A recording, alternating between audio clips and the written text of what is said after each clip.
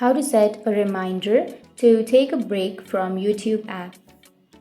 So if you want to set a reminder to take a break from YouTube application, then first you need to open up the YouTube. Once you've opened, go for the profile, which is on the bottom right. Once you're here on the profile, go for the settings, which is on the upper right. Go for general.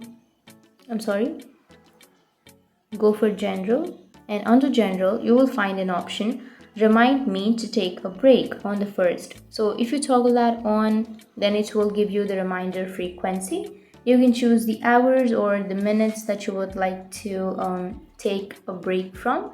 So I'll be choosing 1 hour and 15 minutes. And once you've chosen that reminder frequency, you need to tap on OK. And once you use your YouTube application, every 1 hour 15 minutes later you will get a notification to take a break from YouTube. So that's how you can set a reminder to take a break from YouTube. And if you have any questions, feel free to comment below. Thanks for watching.